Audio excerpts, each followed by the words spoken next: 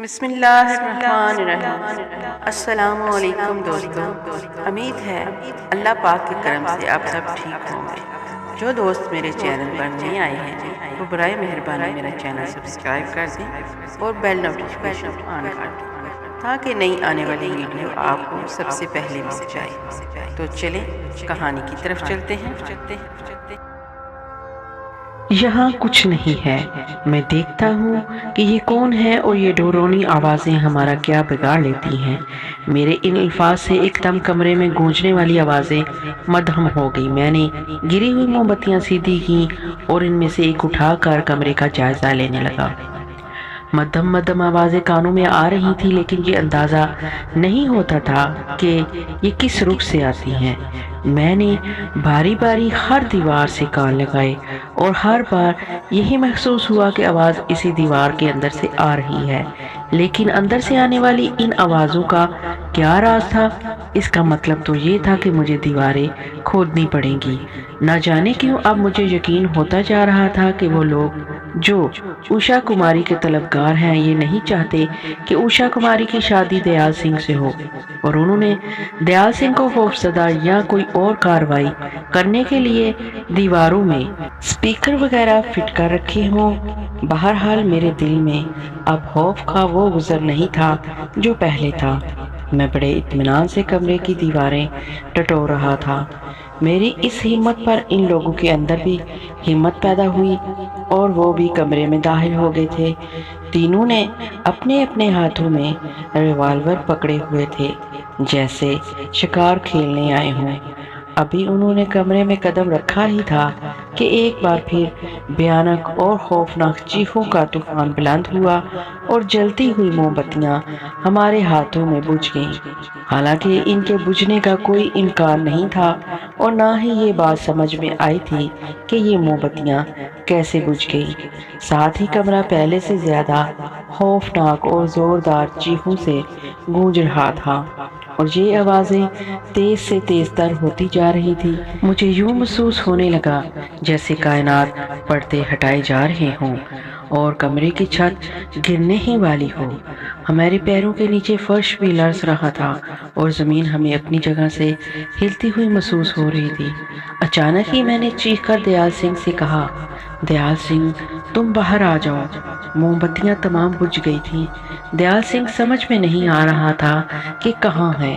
کمرے کی بلند چیخوں میں میری آواز بالکل گم ہو گئی تھی۔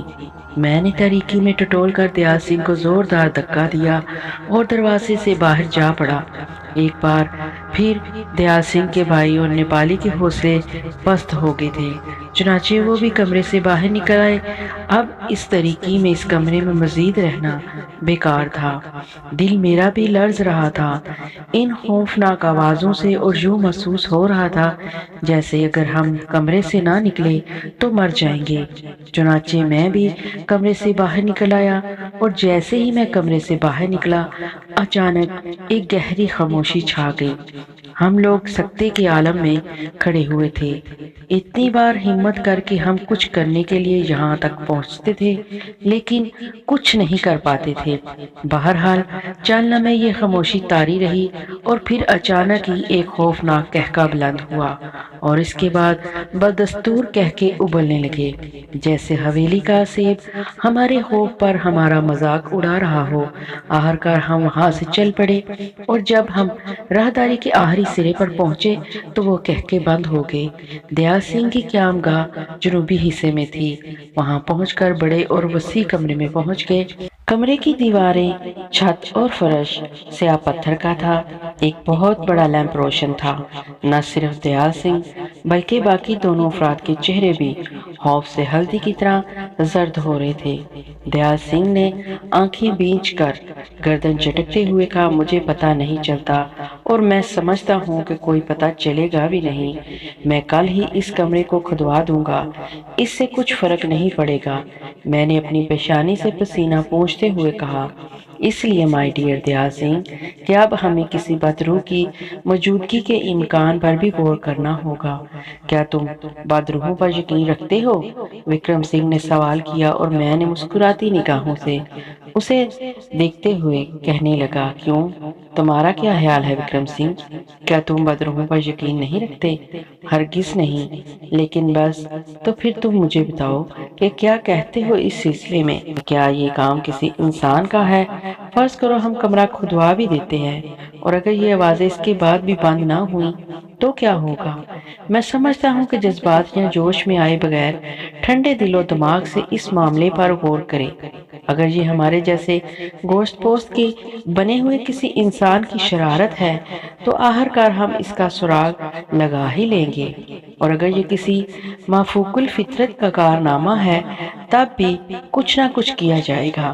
میں سمجھتا ہوں ہر مشکل کا کوئی نہ کوئی حل موجود ہوتا ہے، آخر ہم اس مشکل کا حل بھی دریافت کر لیں گے، اور اگر ان کوششوں میں ہم میں سے کسی کی زندگی چلی گئی تو ہم سب سوچ میں ڈوب گئے۔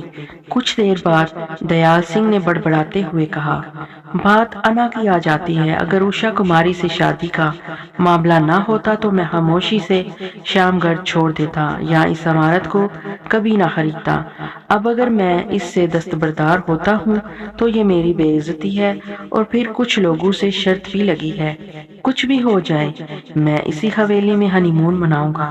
اور میرے دوست پورن، اب یہ معاملہ تمہارے علم میں ہے اور تم ہی اس سلسلے میں کوئی کوشش کر سکتے ہو۔ میں سچ بات کہہ رہا ہوں کہ اب میری ہمت ٹوٹ گئی ہے اور میں آئندہ اس کمرے میں قدم نہیں رکھ سکوں گا۔ پھر اس نے نیپالی ملازم سے درخواست کی کہ وہ سب کے لیے کافی بنائے، اور نیپالی کمرے سے باہر چلا گیا۔ تھوڑی دیر کے بعد وہ کافی لے کر آ گیا۔ ہم کافی پی کر اس بارے میں گفتگو کرتے رہے۔ قلعے کے مشرقی حصے میں موت سی خاموشی طاری تھی۔ کمرے کا بھوت بھی غالباً چیختے چیختے رک گیا تھا۔ بہرحال میرا سارا تجربہ یہاں آ کر فیل ہو جاتا تھا۔ میں سوچتا تھا کہ کمرے کے اندر اگر کوئی مائکرو فون یا ٹیپ ریکارڈر یا اس قسم کی کوئی چیز لگائی گئی ہے تو آخر وہ ہے کہاں اور کس طرح نصب کی گئی ہے۔ اگر واقعی ایسا ہے تو مجھے اس شخص کے باکمال ہونے میں کوئی شبہ نہیں جس نے کسی کو بھی اس حویلی میں آنے سے روکنے کا انتظام کیا ہے۔ ایسا معلوم ہوتا ہے جیسے ڈاکوؤں کا کوئی گروہ جو یہاں کوئی کام کر رہا ہو۔ ڈاکوؤں کو پرانی عمارتوں اور کھنڈروں میں خفیہ اڈے بنا کر کام کرنے کی شدید ضرورت ہوتی ہے۔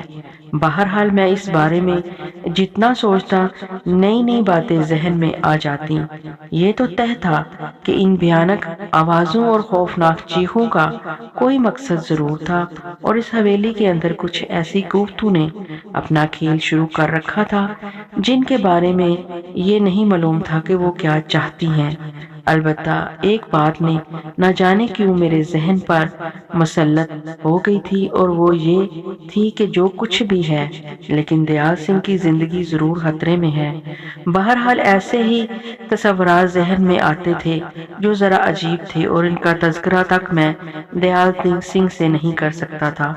یعنی یہ کہ ممکن ہے خود اوشا کماری اس بھیانک کھیل میں شریک ہو اور اس نے دیال سنگھ کا مال ہضم کرنے کے لیے یہ کھیل کھیل رکھا ہو۔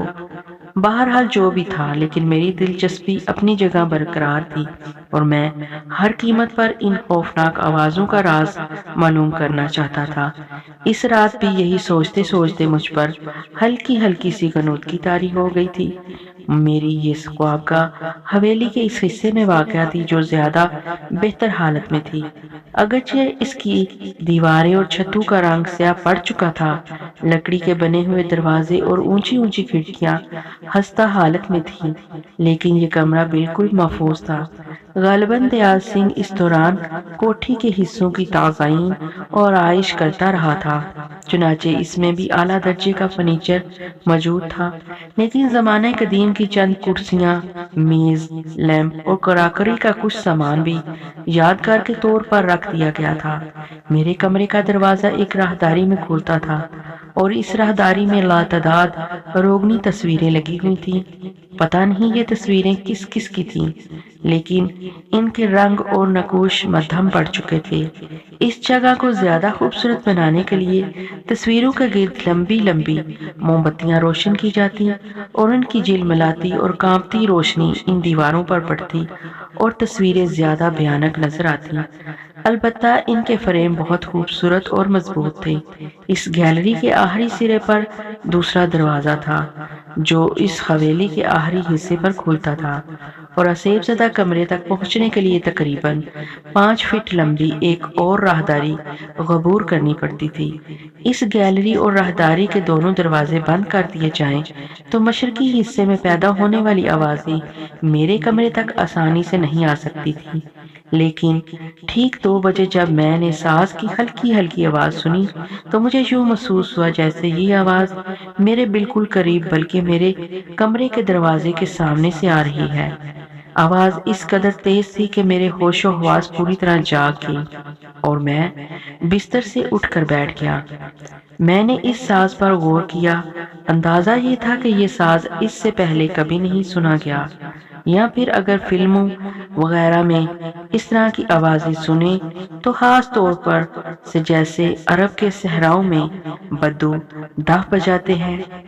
کانپتی لمبی اور سریلی آواز بجانے والا یقیناً ماہر فن تھا، کیونکہ کچھ ہی لمحوں کے بعد مجھ پر ایک عجیب سی کیفیت طاری ہونے لگی، بالکل اسی طرح جیسے ناگ بین بجانے والے کے سامنے بے بس ہو جاتا ہے۔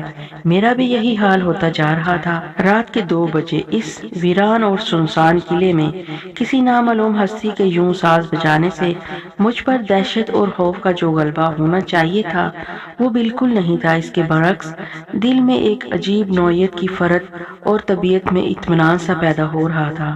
میں آہستہ سے اپنے بستر سے اٹھ کر دروازے کی طرف بڑھا۔ دروازہ کھولا تو گیلری میں روشنی نظر آئی، لیکن یہ روشنی موم بتیوں کی نہیں تھی۔ دروازہ کھلا تو یوں لگا جیسے ساز کی آواز پیچھے ہٹ کر گیلری کے دوسرے دروازے کی طرف چلی گئی ہو۔ اب مجھے کچھ ہوش آیا۔ میں نے چونک کر چاروں طرف دیکھا، پھر ایک دم میرے اندر خوف کا احساس بیدار ہوا اور میں پھرتی سے کمرے میں واپس آ گیا۔ تکیے کے نیچے سے پستول نکال کر ہاتھ میں لے کر جب میں پلٹا تو گیلری تاریکی میں ڈوبی ہوئی تھی، البتہ ساز کی آواز مسلسل آ رہی تھی۔ میں دوبارہ کمرے میں آ گیا اور اس مرتبہ ٹارچ بھی لے آیا، مگر روشن نہیں کی بلکہ اندھیرے میں آہستہ آہستہ چلتا ہوا گیلری کے دوسرے دروازے تک پہنچ گیا، اور یہ جان کر مجھے سخت حیرت ہوئی کہ آواز اب اس عذاب زدہ کمرے کی طرف سے آ رہی تھی۔ میں ایک دم پیٹ کے بل فرش پر لیٹ گیا اور رینگ رینگ کر آگے بڑھنے لگا۔ دروازے کے پاس رکا اور کان اس کواڑ سے لگا دیے۔ بلا شبہ ساز بجانے والا اندر موجود تھا۔ میں کچھ دیر تک کھڑا رہا، پھر سوچ کر میں نے دروازے پر ایک زوردار لات ماری۔ ایک شور کے ساتھ دروازہ کھلا اور دوسرے لمحے میں نے ٹارچ روشن کر دی۔ آواز رک گئی، لیکن میں نے دیکھا کہ کمرہ بالکل خالی ہے۔ حالانکہ میرے ہاتھ میں ریوالور دبا ہوا تھا، لیکن کمرے میں داخل ہوتے ہی مجھے یہ احساس ہو گیا کہ ان حالات میں یہ ریوالور میری کوئی مدد نہیں کر سکتا۔ ٹارچ کی تیز روشنی کمرے کے تمام حصوں کو روشن کیے ہوئے تھی۔ جدھر بھی نگاہ ڈالتا یوں محسوس ہوتا کہ یہ کمرہ تو صدیوں سے بند پڑا ہے، یہاں بھلا کوئی آواز کیسے پیدا ہو سکتی ہے؟ سناٹا اتنا ہولناک تھا کہ اعصاب زخمی ہوتے جا رہے تھے اور روح تڑپ رہی تھی۔ ویسے آوازوں کا ایک دم ٹھہر جانا یقیناً خطرے یا کسی نئے عمل کا اظہار کرتا تھا۔ میری چھٹی حس بتا رہی تھی کہ اس خاموشی میں کوئی راز ہے۔ میرے دل میں ایک ہی آواز ابھر رہی تھی کہ کاش کمرے کی اس اعصاب شکن خاموشی میں شگاف پڑ جائے اور چیخنے چلانے اور سسکیوں کی آواز سنائی دے۔ یہ آواز تو ان آوازوں سے زیادہ بھیانک ہے۔ شاید اس کی وجہ یہ ہے کہ آوازوں کے بغیر کمرے کی اس ہیبت کا احساس شعور کو نہیں ہوتا تھا جو دل و دماغ میں بیٹھ گئی تھی۔ میرے اندر جوش و خروش کی ایک ناقابل بیان لہر دوڑتی جا رہی تھی، یہاں تک کہ میں نے ریوالور جیب میں رکھ لیا۔ جلتی ہوئی ٹارچ دیوار کے ساتھ رکھ کر کمرے کا چکر لگایا اور پاگلوں کی طرح دیواروں پر گھونسے مارنے لگا، اور پیروں سے فرش بجانے لگا، لیکن سنگین دیواروں اور سنگین فرش کے اندر سے کوئی آواز سنائی نہیں دی۔ جنوبی دیوار پر بہت بڑے آتشدان کی دائیں بائیں کھڑکیاں تھیں۔ ان کھڑکیوں کو بھی میں نے اچھی طرح دیکھ لیا۔ پھر میں نے اپنے سر کے کچھ بال اکھیڑے اور زبان کے ذریعے کھڑکی کے بند دروازوں کے عین درمیان چپکا دیے تاکہ کھڑکیوں کے کھلنے کا پتہ چل سکے۔ اگر اس خوفناک اور سنگین ڈرامے کے پس پردہ کچھ پرسرار لوگوں کی حرکت ہے اور وہ کھڑکیوں کے راستے باہر آتے جاتے ہیں، تو ان بالوں کے ہٹنے سے اس حقیقت کا سراغ مل سکتا ہے۔ کھڑکیوں سے فارغ ہو کر میں نے آتشدان کا معائنہ کیا۔ اس میں جلی ہوئی لکڑیوں کا ڈھیر اب بھی موجود تھا۔ حیرت اور خوف کی ایک لہر میرے پورے وجود میں دوڑ گئی اور میں آتشدان کو دیکھنے لگا۔ کمرے کی لمبائی اور چوڑائی کو پیش نظر رکھتے ہوئے یہ آتشدان بہت بڑا تھا۔ میں نے اس کے بارے میں اندازہ لگایا، پھر ٹارچ اٹھائی اور آتشدان کے اندر قدم رکھے، پھر گردن اوپر کر کے چمنی کی طرف دیکھا۔ آتشدان کی چمنی اتنی اونچائی اور تاریکی میں تھی کہ ٹارچ کی روشنی تھوڑے ہی فاصلے پر جا کر بے اثر ہو جاتی تھی، لیکن ایک چیز جو مجھے نظر آئی وہ ایک موٹا رسا تھا جو آگ میں جھلسنے اور وقت گزرنے کے ساتھ ساتھ بوسیدہ اور چھوٹا ہو گیا تھا۔ اس کے ساتھ ساتھ آتشدان کی دیواروں کے ساتھ لوہے کے کئی مضبوط کڑے گڑے ہوئے تھے اور ان کڑوں سے 2-2 فٹ تک لمبی آہنی زنجیریں بندھی ہوئی تھیں۔ میری سمجھ میں نہیں آیا کہ آخر ان کڑوں اور رسیوں کا مقصد کیا ہے۔ بہت دیر تک میں ٹارچ کی روشنی کی مدد سے اسے دیکھتا رہا، پھر فیصلہ کیا کہ دن کی روشنی میں اس چمنی کا جائزہ ضرور لیا جائے گا۔ ممکن ہے ان آوازوں کا پرسرار راز چمنی کے سینے میں چھپا ہو۔ اچانک ہی آتشدان کے اندر مجھے ایک اور چیز دکھائی دی جس پر نظر ڈالتے ہی میرے رونگٹے کھڑے ہو گئے۔ یہ آتشدان کو کریدنے اور راکھ ہٹانے کے کام آنے والی لوہے کی موٹی اور لمبی سلاخ تھی جس کے ایک سرے پر پتھر لگا ہوا تھا، لیکن ٹارچ کی روشنی نے جو مجھے منظر میری آنکھوں کے سامنے نمایاں کیا وہ یہ تھا کہ اس سلاخ کی ہتھی کے سرے پر گہرا سرخ خون جمع ہوا تھا، یہ بالکل تازہ اور خاصی تعداد میں۔ میں نے ایک لمحے تک اپنے اعصاب پر قابو پایا۔ بھلا اس کا کیا سوال کہ اس طرح یہ تازہ خون لوہے کی سلاخ کی اس ہتھی پر نظر آئے۔ چنانچہ میں نے ہاتھ لگائے بغیر اس کو جھک کر اور قریب سے دیکھا۔ خون نہ صرف ہتھی پر جمع ہوا تھا بلکہ سلاخ کے نیچے اور درمیانی حصے پر بھی موجود تھا۔ میں نے دماغ پر زور دیا کہ یہ سلاخیں اس سے پہلے بھی یہاں پڑی ہوئی تھیں۔ اس وقت اس پر تازہ خون کے دھبے کہاں سے آ گئے؟ یہ خون انسان کا ہے یا کسی جانور کا؟ اس قسم کے بہت سے سوالات بجلی کی طرح میرے ذہن میں آئے۔ اگر سلاخیں اس سے پہلے یہاں نہیں تھیں تو انہیں یہاں کون لایا، اور جو انہیں لایا وہ کمرے میں کس وقت اور کس راستے سے اندر داخل ہوا؟ جبکہ دروازہ تو باہر سے مقفل رہتا ہے، آنے والا یقیناً کھڑکی یا چمنی کے راستے سے اندر آ سکتا ہے، اور یہ خون 100% یہاں موجود لوگوں کو دہشت زدہ کرنے کے لیے لگایا گیا ہے۔ یہ سوچ کر میرے دل میں اس ندیدہ شخص کے خلاف نفرت اور حقارت سے بھر گیا، اور میں نے بلند آواز سے کہا، کر گئے نا غلطی دوستو، پتہ چل گیا تم کتنے پانی میں ہو۔ اگر تم یہ خون لگانے والی حماقت نہ کرتے تو شاید میں تمہیں بھوت سمجھتا، مگر اب نہیں، ہرگز نہیں۔ اگر تم میری آواز سن رہے ہو تو سن لو، تمہارا مد مقابل دیال سنگھ نہیں بلکہ پورن لال ہے، اور میں اچھے بھوتوں کو بھگانے کی طاقت رکھتا ہوں۔ میں نے وحشیانہ انداز میں کہکا لگایا اور یوں لگا جیسے کمرے کی دیوار کا ایک پتھر مجھے گو رہا ہے، کچھ کہہ رہا ہے، لیکن میں پتھروں کی زبان نہیں جانتا تھا۔ میں نے غرائی ہوئی آواز میں کہا، بولو، کیا کہنا چاہتے ہو تم؟ اپنی دیوانگی کا احساس ہونے کے باوجود میں چیخنے پر مجبور تھا۔ کمرے کا پر ہول سناٹا میری روح میں سرایت کر رہا تھا۔ میں نے پتھرے ہوئے جنگلی سانڈ کی طرح کمرے میں پھرنے لگا۔ اس وقت میرے اندر کی جو کیفیت تھی میں اس سے بیان نہیں کر سکتا۔ دل چاہ رہا تھا کہ یہ بھوت میرے سامنے آ جائیں اور میں انہیں اپنے دانتوں سے چبا جاؤں۔ انسانی فطرت کا ایک یہ انداز تھا جسے اس وقت میرے علاوہ دیکھنے والا اور کوئی نہیں تھا، لیکن میں خود اپنی فطرت کو دیکھ رہا تھا، سوچ رہا تھا، سمجھ رہا تھا۔ میرے حلق سے پھر ایک آواز نکلی، ڈر گئے نا؟ اب ساز کیوں نہیں بجاتے؟ رو، چیخو، تمہارے رونے اور چیخنے سے میرا ارادہ تبدیل نہیں ہو سکتا، اور جہاں تک دیال سنگھ کا تعلق ہے تو بس یہ سمجھ لو کہ اب اسے میری حمایت حاصل ہے۔ وہ اوشا کماری سے شادی کرے گا اور ضرور کرے گا، اور تم منہ دیکھتے رہ جاؤ گے۔ تم میں سے کوئی اس قدر ذہین، سمجھدار اور چلاک نہیں جو ہمیں اس کام سے روک سکے۔ ہمت ہے تو اب ہمیں روک لینا۔ میرے پیارے بھوتو، کیا سمجھے؟ میں آتش دان کے پاس رکا اور بری طرح ہانپنے لگا۔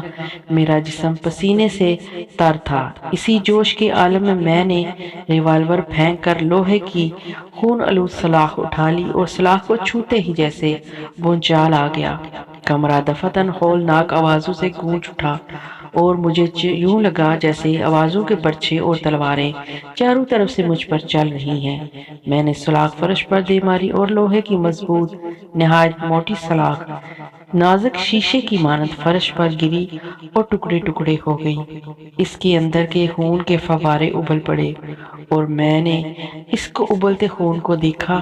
میرے اعصاب ایک دم سے کشیدہ ہو گئے، اور میں نے کمرے سے باہر چھلانگ لگا دی، دروازہ دھماکے سے بند کیا اور اپنی رہائش گاہ کی جانب چل پڑا۔ مگر گیلری کے سرے پر کوئی کھڑا ہوا تھا۔ میں اس قدر تیز رفتاری سے دوڑ رہا تھا کہ سنبھلنے کے باوجود کھڑے ہوئے پرسرار وجود سے ٹکرا گیا، لیکن دوسری جانب سے جو چیخ سنائی دی تھی وہ اس نیپالی ملازم کی تھی۔ نیپالی ملازم میری ٹکر سے بری طرح دیوار سے ٹکرایا تھا۔ پھر اسی وقت اور دوسری آوازیں سنائی دی۔ کون ہے؟ کیا ہے؟ یہ آوازیں دیال سنگھ اور وکرم سنگھ کی تھیں۔ وہ خوفزدہ انداز میں باہر نکل آئے تھے۔ کیا ہو گیا؟ کہاں گئے تھے تم؟ کہاں سے آ رہے ہو؟ بے شمار سوالات ان لوگوں نے مجھ سے کیے، اور میں نے ہاتھ اٹھا کر انہیں روکا کہ مجھے ذرا سانس لینے دو۔ پھر میں ان کے ساتھ اپنے کمرے میں آ گیا۔ تم کہاں چلے گئے تھے؟ اور اس وقت تمہیں، میرا مطلب ہے یہ آوازیں، آخر تم کہاں تھے؟ میں نے اندر جانے کے بعد ایک گلاس پانی طلب کیا، اور پانی پینے کے بعد میں نے مختصراً الفاظ میں انہیں یہ سارا قصہ سنایا ڈالا۔ ان کے چہرے بھی خوفزدہ ہو گئے تھے، لیکن کچھ لمحوں کے بعد دیال سنگھ کے اندر بھی ایک جوش ابھر آیا، اور دیال سنگھ نے کہا، کچھ بھی ہو جائے، واقعی کچھ بھی ہو جائے میرے دوست، تم میرا بہترین ساتھ دے رہے ہو۔ اگر تم جیسا ساتھی میرے ساتھ رہا تو یہ سمجھ لو کہ میں اوشا کماری سے شادی کر کے رہوں گا۔ میں اپنا ارادہ کبھی نہیں بدل سکتا، بلکہ تمہاری اس کاوش سے تو مجھے اب یقین ہو گیا ہے کہ یہ کوئی بدرو نہیں، بلکہ وہی میرے رقیب اور بدماش ہیں جو مجھ سے یہ حویلی خالی کروانا چاہتے ہیں۔ لیکن ایسا نہیں ہوگا، اب ایسا بالکل نہیں ہوگا۔ اگر تم چاہو تو ہمارے ساتھ کمرے میں ہی سو جاؤ۔ بالکل نہیں، میں ڈرتا نہیں ہوں، میں یہی سوؤں گا اور آرام سے سوؤں گا، میں نے کہا، اور کافی دیر ان سے باتیں کرنے کے بعد میں بستر پر سونے کے لیے لیٹ گیا۔ دوسرے دن صبح ناشتہ وغیرہ سے فارغ ہونے کے بعد میں نے دیال سنگھ کو پیشکش کی کہ وہ میرے ساتھ چلیں۔ چنانچہ ہم اسیب زدہ کمرے کی جانب چل پڑے۔ دیال سنگھ کو میں نے رات کے تمام واقعات بتا دیے تھے، اور میں اسے سلاخ کے ٹکڑے دکھا اور خون کے دھبے دکھانا چاہتا تھا۔ جب ہم اندر داخل ہوئے تو کمرہ پہلے کی طرح صاف اور خالی تھا۔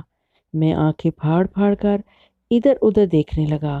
سلاخ آتش دان کے اندر پڑی ہوئی تھی، لیکن اس پر نہ خون کے دھبے تھے اور نہ وہ ٹوٹی ہوئی تھی۔ میں نے کھڑکیوں پر جس طرح بال چپکائے تھے وہ اسی طرح چپکے ہوئے تھے۔ تو دوستو، یہاں تک کی کہانی آپ کو کیسی لگی؟ اپنی رائے کا اظہار کمنٹ باکس میں ضرور کریے گا، اور پلیز مجھے سپورٹ کریے گا، مجھے آپ کی سپورٹ کی ضرورت ہے۔ اس کہانی کے نیکسٹ ایپیسوڈ تک کے لیے اپنی دعاؤں میں یاد رکھیے گا۔ اجازت دیجیے، پھر ملیں گے انشاءاللہ۔ اللہ حافظ۔